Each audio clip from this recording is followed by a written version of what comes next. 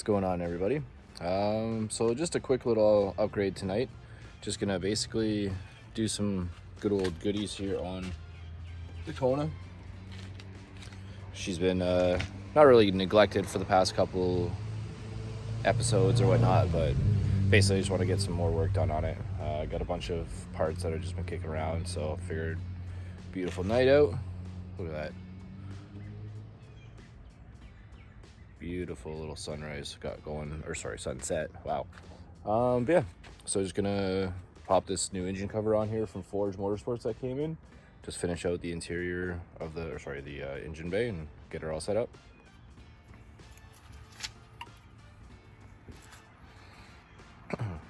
So already right in here we have the Forge intake, and then down there, that beautiful little thing right down in there is the Forge Motorsports blow-off valve. And did get some of the decorative goodies, the little Forge oil cap there. And then one of my favorite things, car's a little bit dirty right now, so I'm gonna have to give her a wash too at another time, but the Forge dual catch can. So basically front and rear side, and then you also have the coolant reservoir, or the new coolant reservoir built into it. So it's a super cool little setup. But right now we're just gonna get to work and clean up this here engine cover, get that removed, swap over some of the rubber bushings, and then yeah, put the new one on.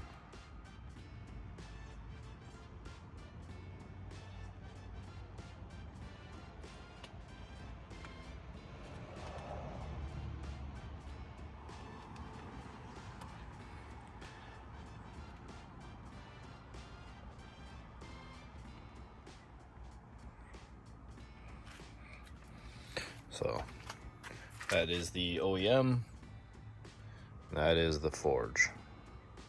Absolutely beautiful. Let's look at that side by side right there. Oh yeah, it just spicy little addition to the engine bay. Absolutely does no functionality, but still a pretty cool little piece. So just a little video here of what is actually underneath the engine cover from this Forge Motorsports dual catch can and coolant reservoir. If you can see the lines, basically they just go back. Comes with all this really sweet hardware here as well to connect everything. Just connects there, and then we have the other side goes there. One connects right down there, and then the other one, where's the other one go?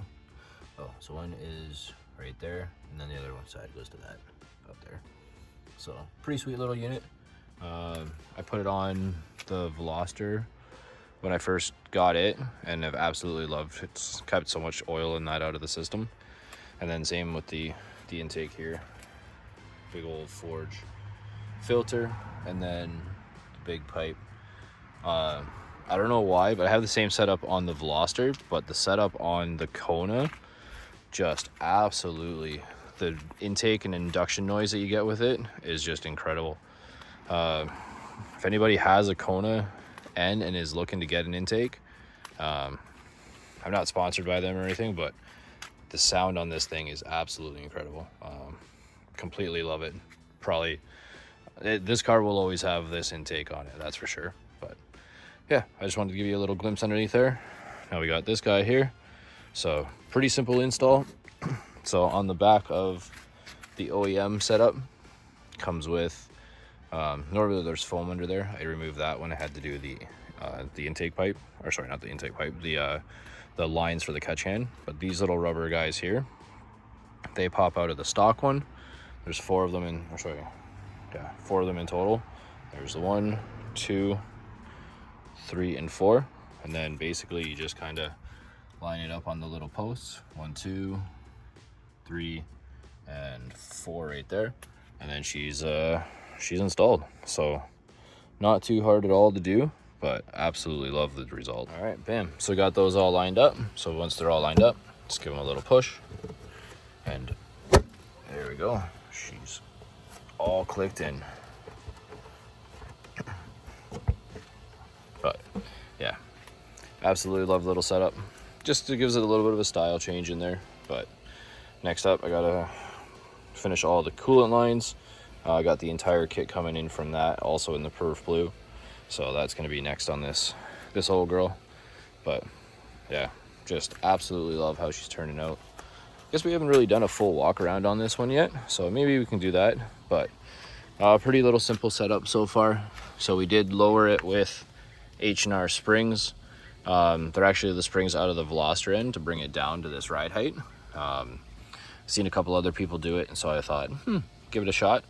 It is a little bouncier than I would have expected, but again, I think that's just because we use the Veloster N ones. But yeah, then I run 720 form wheels on this that were actually custom powder coated by Roro Designs out of Paris, Ontario. He did a whole video series on how he actually created these, but pretty sweet little setup. And then we are on the Yokohamas. Where's the tire name there? Yeah. But the absolutely beautiful little setup, super grippy, especially with those tires and the wheels. So people might ask why I went with such a off-branded wheel or whatever you want to call it. Two main reasons. The fitment is absolutely perfect on them. I had them on the Veloster beforehand, but if you take a look at this, like the way that they actually fit, it's pretty much bang on. And they're super light. They're like 18 pounds per wheel. So, and I think when I bought them initially, they were like $800 Canadian. So all in all, they kind of met a bunch of things that I was looking for. They were originally my winter wheels on the Veloster, but since it doesn't see the winter anymore, thought when we got the Kona into the channel and all that fun stuff, like I thought, well, let's try them out. So I tried them on there, and then the fitment was just beautiful. So had to spice it up a little bit, get a little bit of custom work done, and Roro's pretty much the best in the business in my opinion. So he took on the challenge and came up with something great. So other than that, still currently stock inside, just have the Tux mat floor mats in there. Yeah, she's a pretty fun little unit. But on the back side though, we do have my absolute favorite mod so far on this car, the MBRP exhaust. So this car, have you seen possibly by some of the other videos on the channel, was the demo car that they used for when they did the production of. So MBRP kind of is, this is an MBRP car. The Veloster is also MBRP, but that's what these guys run, and I absolutely enjoy how they sound. Here, let me see if I can, here, let me just close this off here. So I just wanted to change this up a little bit here. Let's get that stick back in there. Yeah, close this up. So what I'm going to do here is just do a little bit of a cold start on the MBRP exhaust system. So this should start up in, so just zoom this out here. So we got the MBRP. I'm just going to use the remote start on here. Lock her up, press and hold.